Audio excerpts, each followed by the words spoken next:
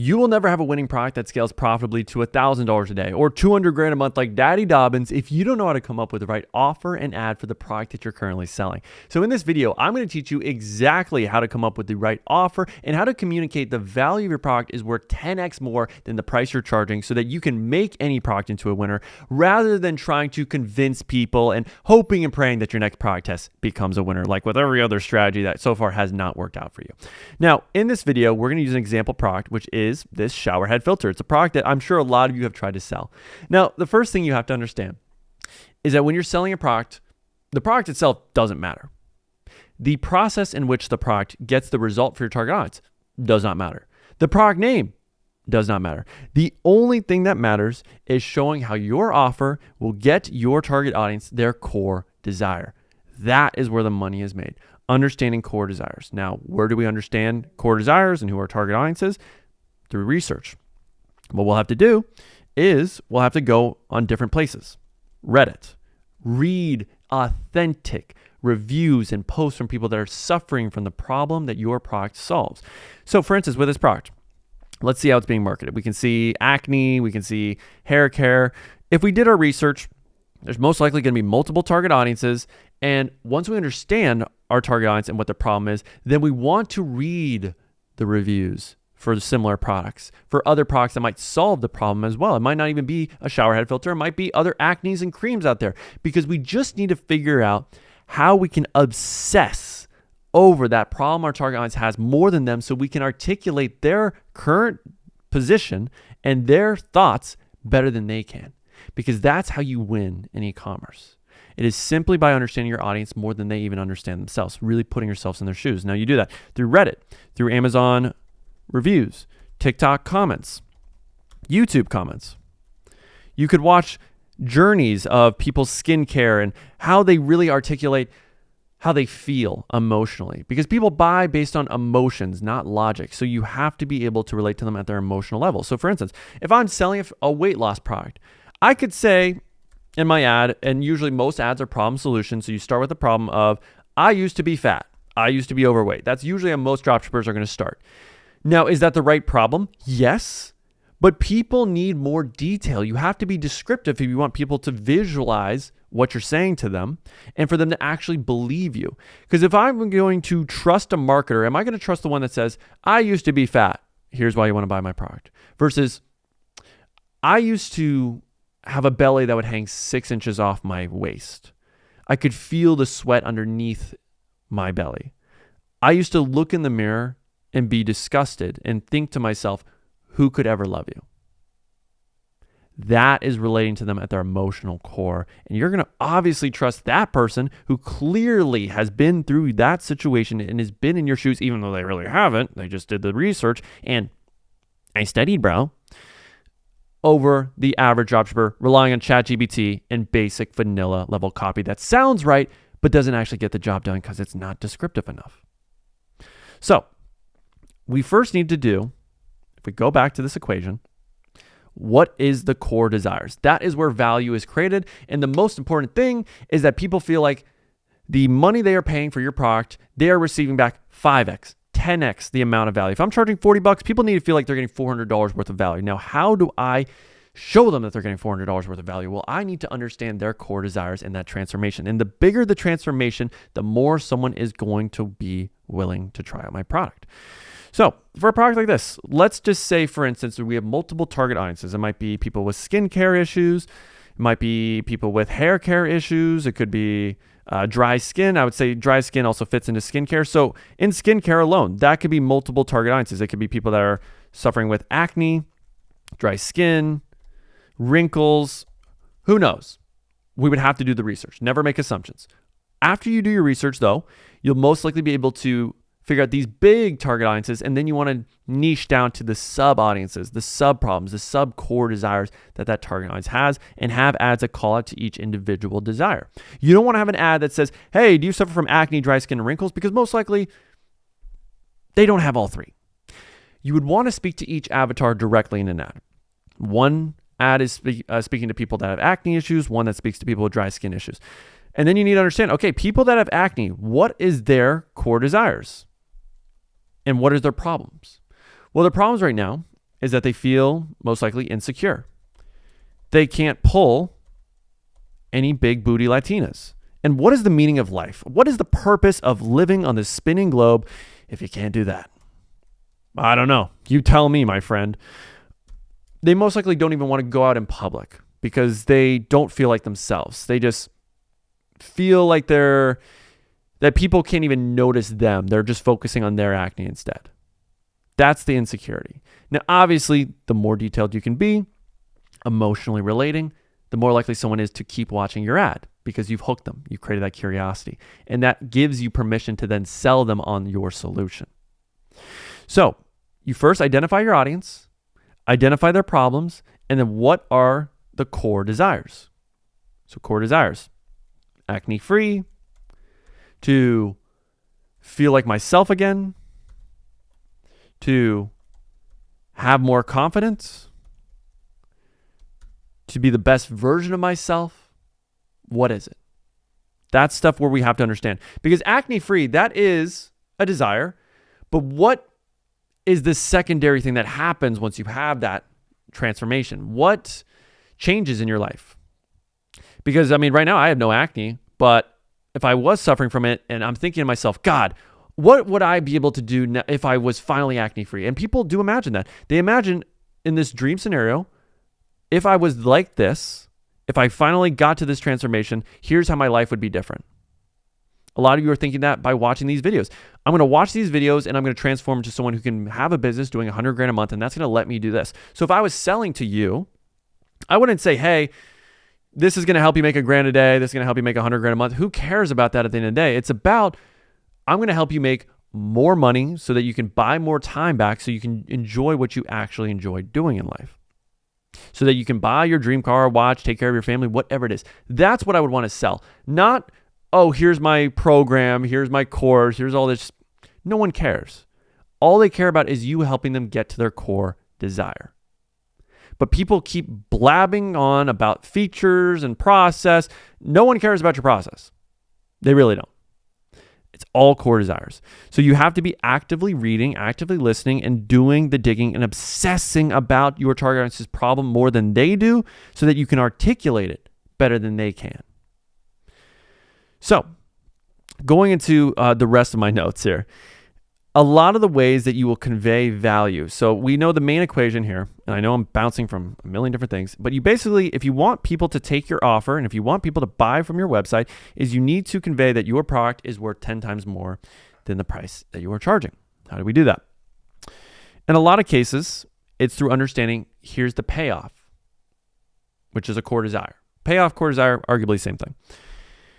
So when you understand that core desire and the payoff, then a lot of times how you convey value is through price juxtaposition and telling them, here's what will happen if you don't take action.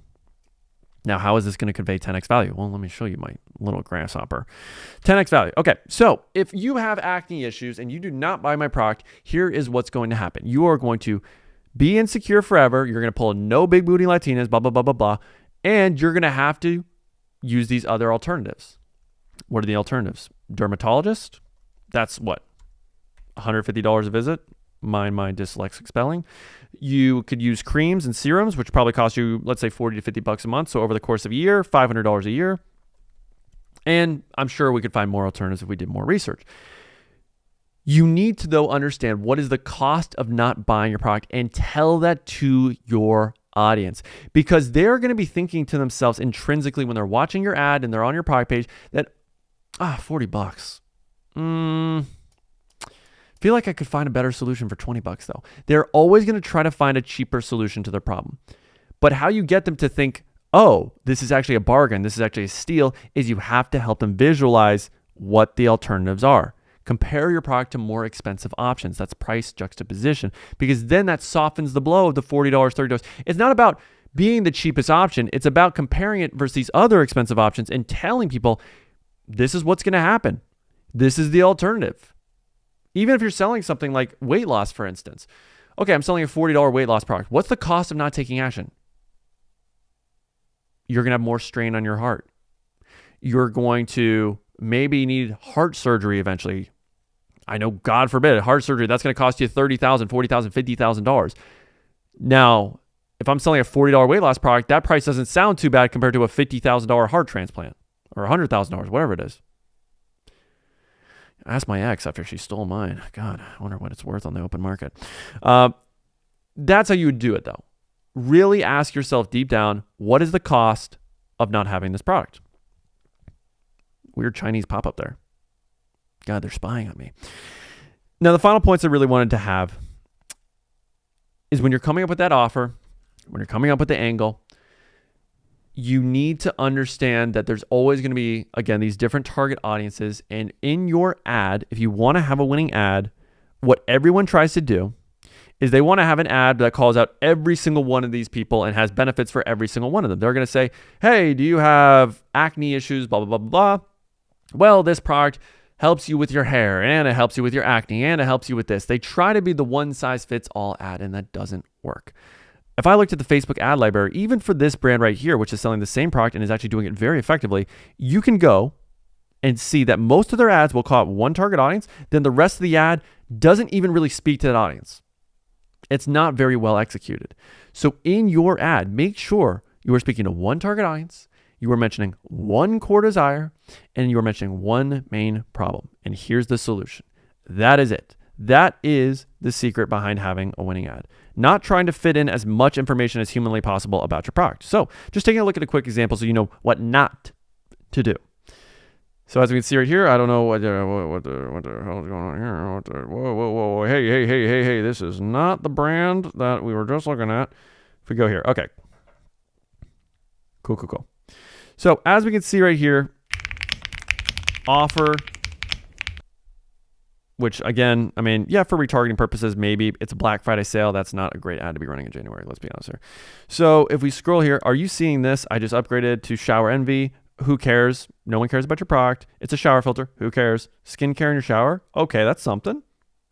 I don't know. And water pressure. Who cares about water pressure? At first, I was skeptical. Okay, that's at least somewhat relatable. All right, so here we go. My hair was a frizzy mess, and my skin, don't even get me started. So she's mentioning two problems in one. I'm personally not the biggest fan of that. Now, there may be a certain segment of your target audience that does have both problems, but for the most part, usually people are trying to look for one key solution to one key problem. In another video, I'm going to mention this example, but I want to preach it again, is that if I was signing up for a gym, what's going to matter to me is going to be completely different from a Pilates blonde LA MILF. She's going to care about, okay, what are the classes like? What cardio machines do you have? I don't give a damn about that. If you are selling a gym membership to me and you are saying that in your pitch, it ain't going to work. But if in your ad, or in this case, your presentation, you asked me questions, you knew who I was and what I cared about and what my core desires were, which is most likely put on some more lean beef, then you're going to say, we have state-of-the-art weights. We have 8 different bench press machines. We have all the different machines you could ever use to hit your back, your biceps, all these different things to help you get your core desire. That's how you speak to your audience. You don't try to say, here's everything that we have, because sure, maybe there'll be a bits and I'm just looking for that bit and piece that applies to me, but for the most part, you're going to lose me because you're going to try to talk about everything. No, you try to custom make, tailor make your ad to your specific target audience. So in this example, I'd say not the best because, again, they're trying to be the one size fits all. My skin and hair both feel healthier. Try to just isolate it to one, and I think the results would be dramatically better. Now, the final thing that's going to matter to your audience is certainty. Now, a lot of people think certainty is guarantees, saying that if you don't get your result, you'll get your money back. Now, that's not bad. That's what most people are going to do, and most people don't even have a guarantee. So if you do say, hey, you'll get either this result or you get your money back, that's a good start. But the real way that you convey certainty, which is what people really want, they want to feel like this has a higher chance of working than not working to getting their target desire, is through social proof. It is through showing visually or having undeniable proof that the product actually delivers. So for instance, if we're looking at this bad example, we have, okay, some before and afters here, not too shabby, that shows skincare issues. And then we have a bunch of product images in the reviews, which don't do anything. If we are to compare that to the experts here selling the same exact product, we have before and after, day 1 versus day 30. It's realistic too. Love that. If we scroll on down, they have specific reviews for different problems as well. If you have dry skin, here's the different before and after showing that the product works. Acne, before and after. Thinning hair. So they did the research and understood that this product doesn't just solve one problem. No, it solves multiple problems for multiple different audiences. So we're going to have multiple forms of social proof that show that, instead of trying to be generic and having 3 simple reviews where one hits each problem. No, this is how it's done at a high quality level, and you convey certainty.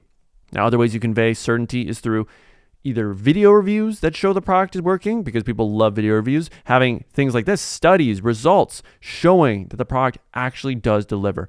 People just want certainty. And if you can also communicate the time that it takes, this is a big Alex Hormozy principle.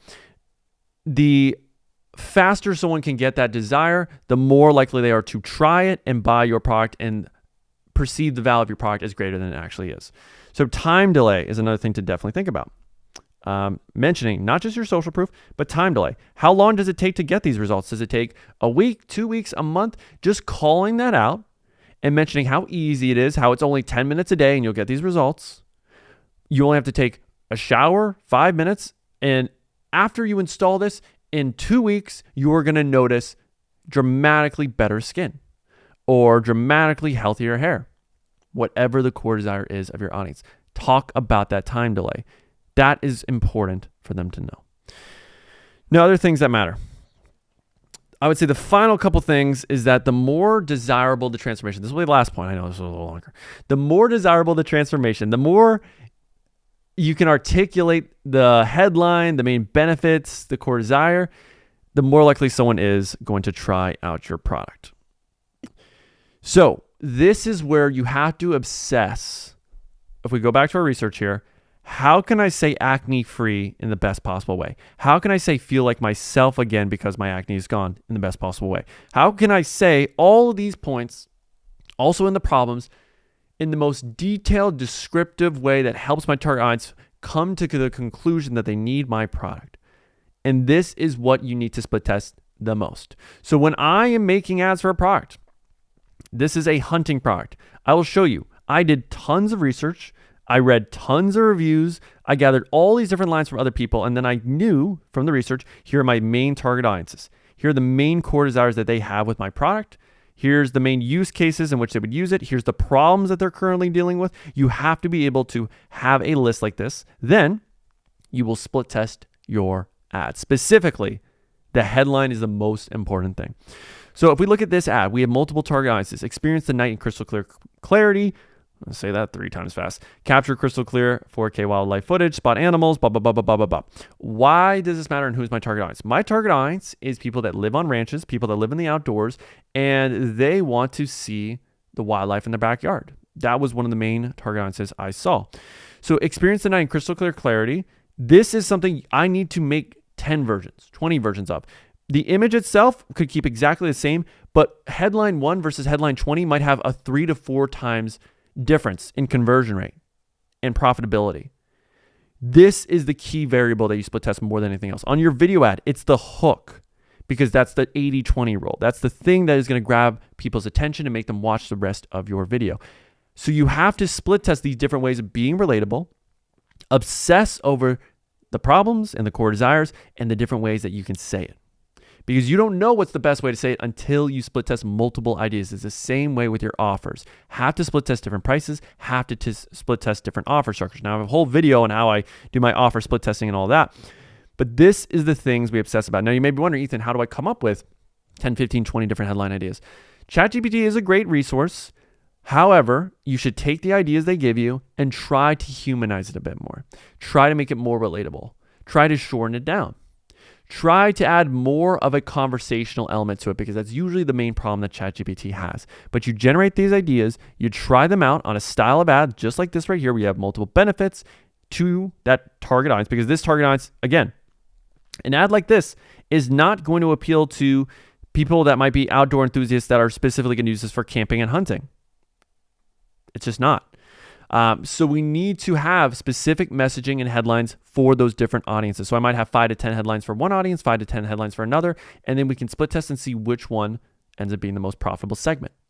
So that's the real equation for you. I know there was a lot of equations. There was the 10x one. There was the understanding that we need to convey the value is more than the actual product price that people are paying. And then we have to understand what is the most profitable combination of target audience, core desire, problem, and then that's what we're going to double down on all future ads. So if you strategically think of products like this, where we think of who are the main 2 to 3 target audiences, what are the main 2 to 3 target desires each one of those target audiences have, and what are the main 2 to 3 problems each one of those target audiences have, and then have ads that call out those specific forms of messaging and try to be as detailed as possible instead of being as generic. That is how you win in dropshipping and outmarket everyone else selling the same exact product, but is half-assing it, is ripping creatives, and frankly has no clue, even the first step of how to understand their audience and market a product and make it into a winner.